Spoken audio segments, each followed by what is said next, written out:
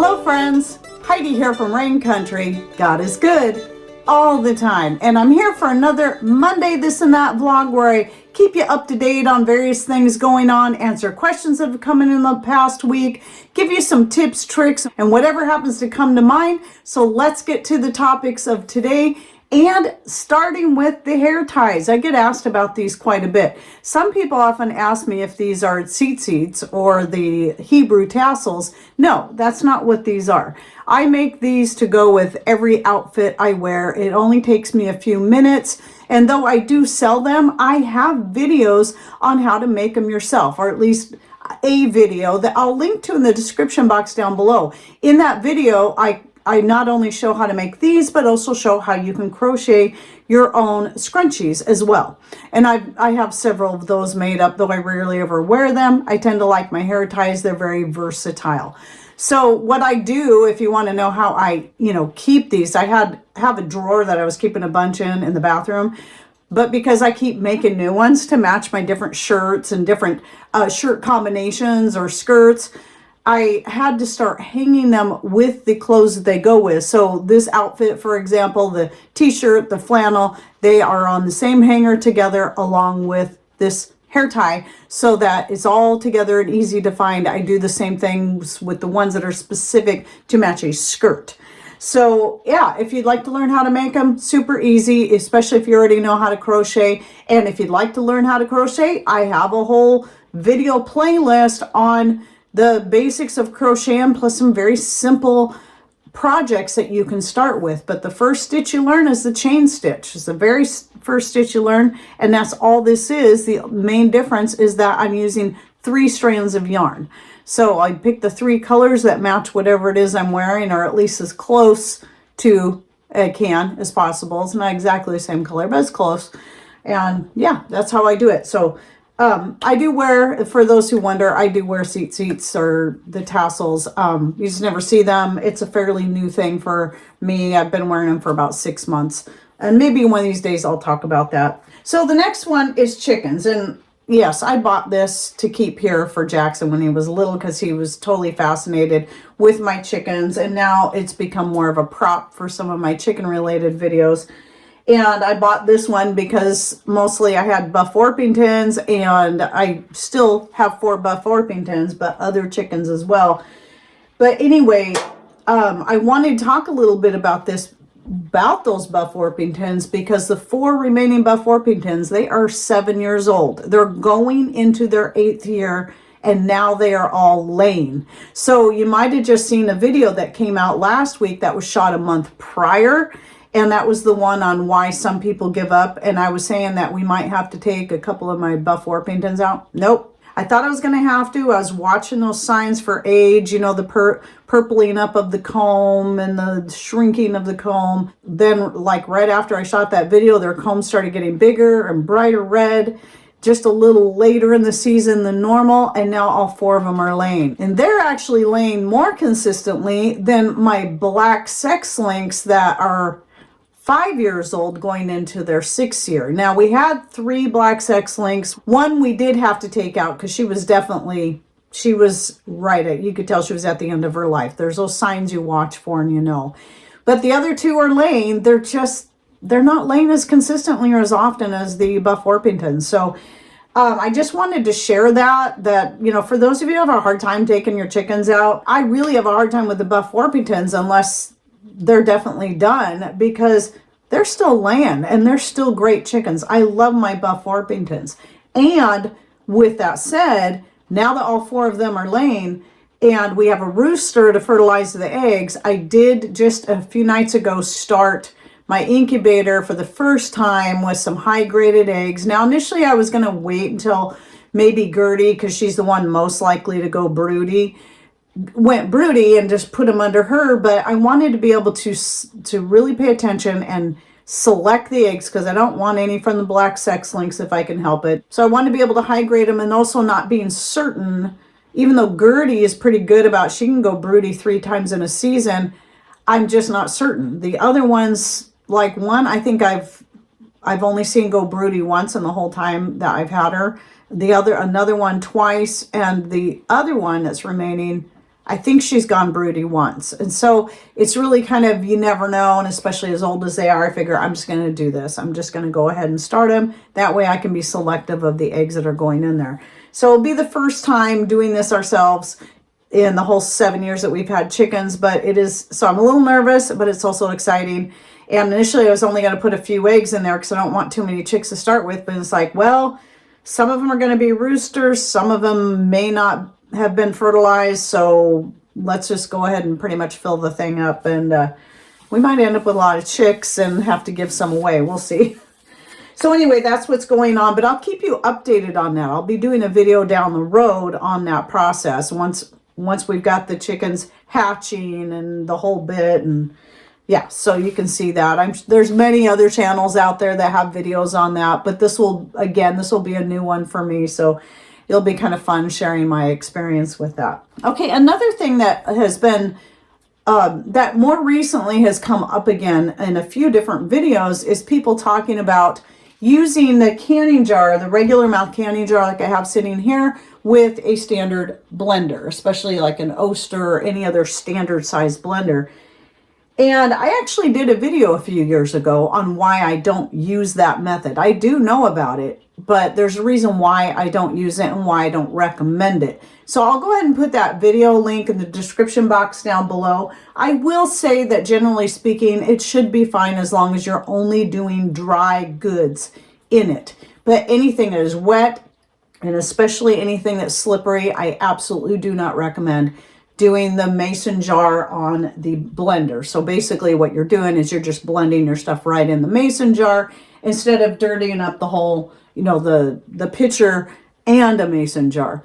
And, it seems like it makes sense, but I tried that years ago. And on 2 occasions, I had the gasket that you put between the blade and between the blade and the pitcher slip out and then get cut all to pieces. And so not only did the gasket have to be thrown out, so did whatever it was I was mixing up. That's one reason I just don't recommend it, even though just because something fits doesn't mean it's always the best idea.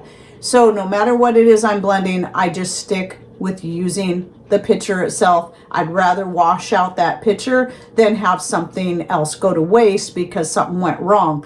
Because there's, the glass on the pitcher, the base is thicker than that on a jar. And so everything is made to fit a certain way and hold everything in place. And with that being said, this jar of oil, what this is I just strained this out of my oldest batch of infused oil, herb infused oil that I use in my skin cream. And I'm still selling skin cream. It's still going. I just realized I only had one of the unscented left, and I just sold it. So that's one of the things I got to do is make another batch of the unscented. I got to also make another batch today of the lavender. So yesterday I strained out a new jar so I could have this ready to go for today.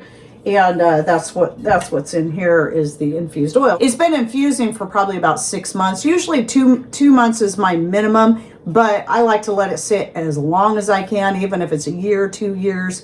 I'll let it sit. I use oils that don't go rancid, such as avocado oil, or at least are not as likely to go rancid. And so I don't have to worry about that. Where olive oil can go rancid when you're infusing like that, and especially if you're infusing for a long time and using any kind of heat whatsoever, even just like with me, I don't apply heat, but I always infuse it in the warmest part of the house, which is close but not right next to the fireplace or the wood stove. If you're interested, you'd like to learn more about how to purchase them, you can always send me an email to raincountryhomestead@gmail.com. I'll send you out a product list, but also know I do have a video I have a video on how to make the infused oil, which I'll link to down below, and I also have a video on how to make the skin cream itself.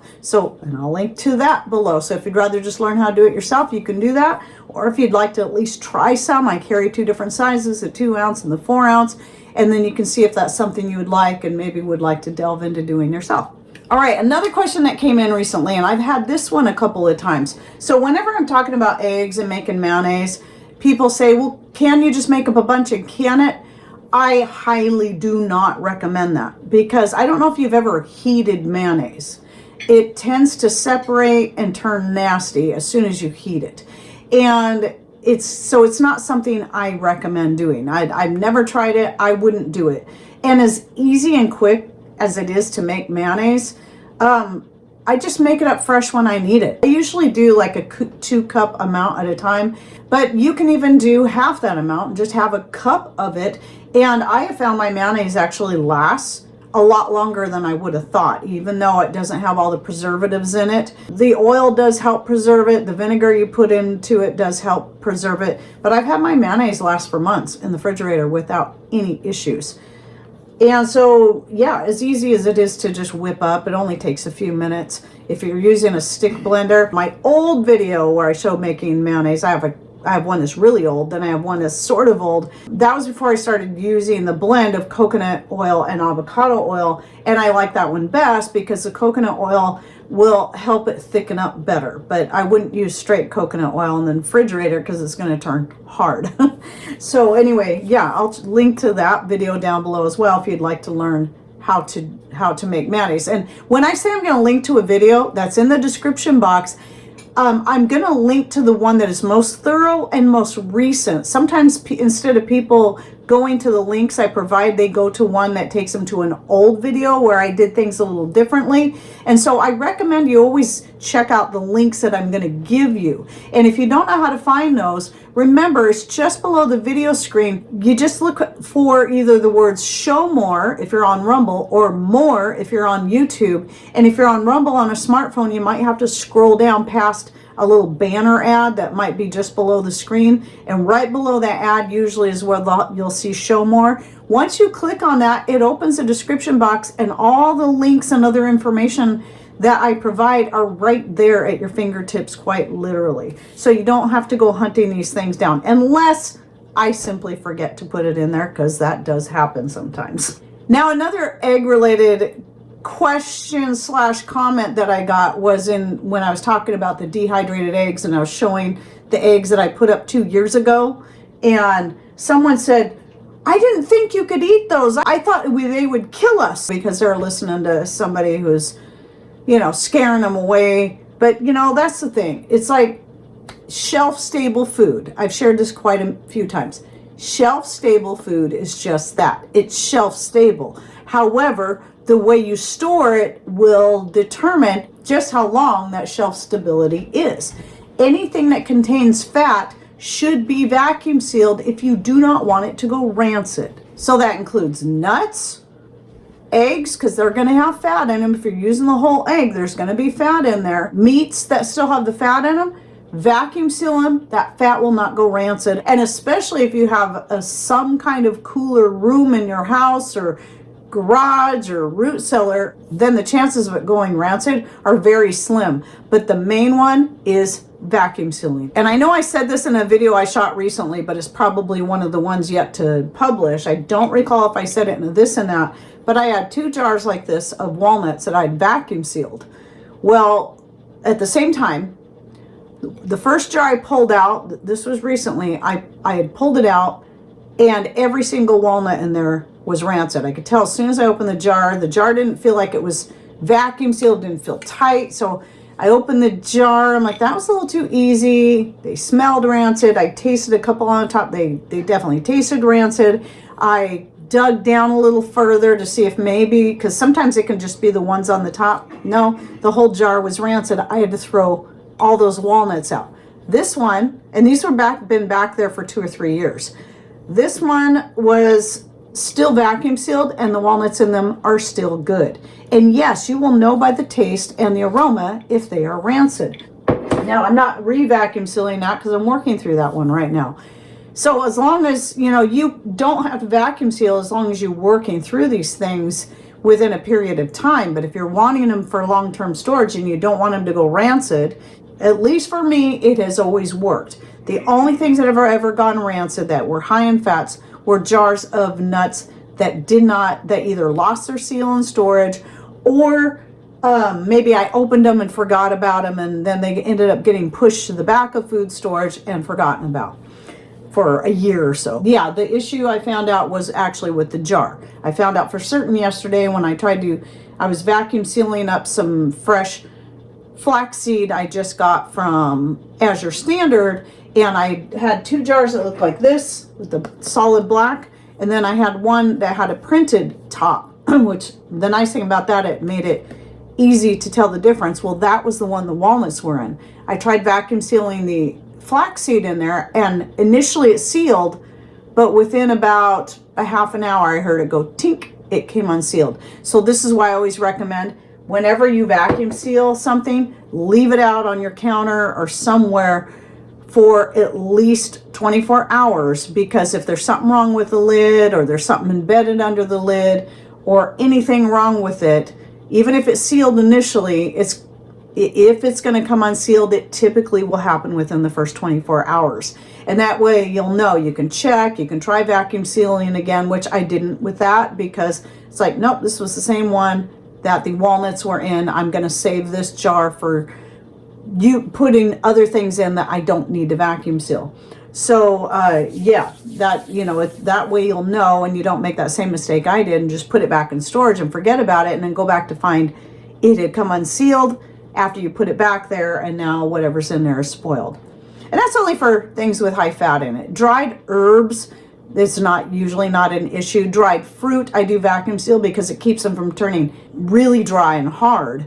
And then there's other things I vacuum seal because it prevents them from going stale and soft, like mushrooms that will dehydrate up really crisp. They'll be very similar to freeze-dried mushrooms, and very crisp, very light, but if you don't vacuum seal them and they sit in there long enough, they will kind of turn soft and sort of kind of stale. They can still taste good and work good in anything you're going to cook them in, but I prefer to try to keep them crisp in case I want to powder them. Anyway, I cover that in other videos. I know I have another one coming out soon about vacuum sealing, and some tips that I cover about that. And then the last thing I wanted to talk about was the solar power. So going back to that video I mentioned about why some give up, and I was mentioning in there about how solar power is one of the last things I recommend people invest in, and that's more specifically people, and I did say this, but sometimes people miss these little points. If you live in a place that gets a lot of sun, yes, I highly recommend it. I think it's a great investment.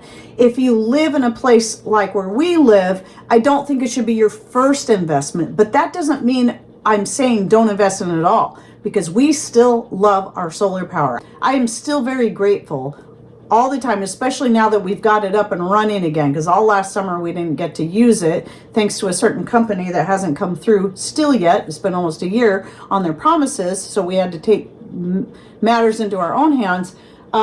Now we've got our solar power going again, and so now if I don't have fires going, like we still have fires going, I've got my hot plates out. So on days that we're at that point of the year where we have some warm days and I don't really want to keep a hot fire going, so I've got these hot plates out that I can plug into our solar power and then use those. But I only use those if I have to. As long as I have a wood stove, I'll use that, because I'm trying to prevent putting as much wear and tear on my hot plates here. So yeah, and then right now our solar power is running our 2 freezers, our refrigerator, our electric washing machine, and whenever I dehydrate anything, if I don't have a good fire going, I can plug my dehydrators into my solar power. All of our computers, printers, everything is being charged by the solar power, and we run our vacuum cleaners, anything. There's pretty much everything. All these lights you see right here are run on solar power right now. Patrick's power tools, he runs them during the daytime when we're getting the most collection on the solar power. So I am very grateful we have it, especially since we have frequent power outages here. So I'm not recommending solar power. I'm just saying, especially for those who have tight funds and you live in a place that doesn't get a great collection, you need to, I think it's better to focus on other things that, you know, like skills and things that you can do without power. And that was my main point. That's all I was trying to say. So it's still great to have if you can afford it. But again, just like with us, we built on it.